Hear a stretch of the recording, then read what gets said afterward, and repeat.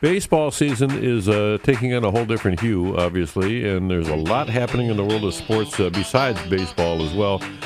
We are so thankful that we have an expert. We do indeed. We have Father Matt Frisbee, a sports roundup. Good morning, Father Matt. Good morning, Dave and Ron. And as I've said before, I only play an expert on the radio. And, baseball season, and as you said, it takes on a new hue as playoff baseball begins. Now, we should just mention here, Jose Ramirez was on the cusp of history. If he had hit one more home run, one more double, he would have been only the second player ever to have a 40-40-40 season. Mm. 40 homers, 40 doubles, 40 stolen bases. But unfortunately for him, the last game of the season was canceled due to weather. So he was never given that opportunity to pursue that there. Of course, everyone has talked a lot about Shohei Ohtani, the first ever, they say the first ever 50-50 season. They forget Albert Bell's 50-50 season in 95. That's right. 50 homers and 52 doubles. But Ohtani only played DH all year long. He didn't play the field like Jose Ramirez did. I think that's something people forget all season long, too. Baseball playoffs begin today, I believe it is, or maybe tomorrow. And with that, what's interesting, neither of the two teams in last year's World Series are in the playoffs. The Texas Rangers, really from the get-go, just didn't have they had a mediocre season really all year long. And Arizona was edged out yesterday as the Mets and the Braves had a doubleheader. If either one of those two teams had won both games, Arizona would have made it in. But in the first game of the doubleheader, Francisco Lindor, former Tribe, hit a home run in the ninth to give the Mets the lead in the top of the ninth.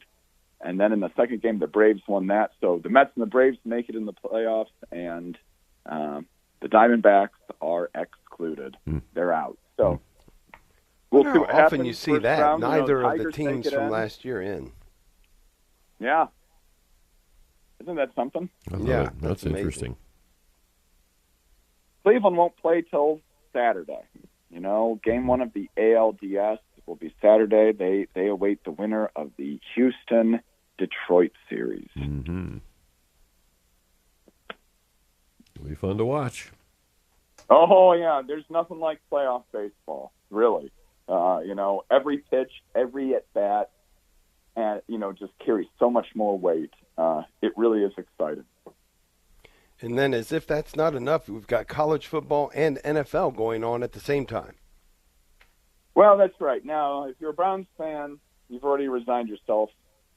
This season's over. They're done. It's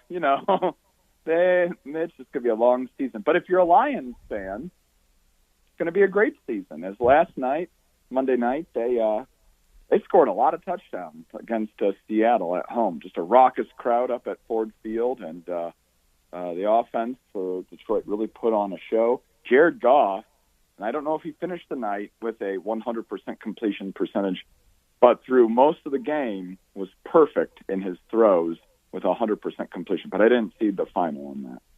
Yeah, first quarterback to have 2 games in a row where he went 14 for 14 to get things started. Unbelievable. And caught a touchdown pass, by the way, too. He was so fabulous. Yes, he did.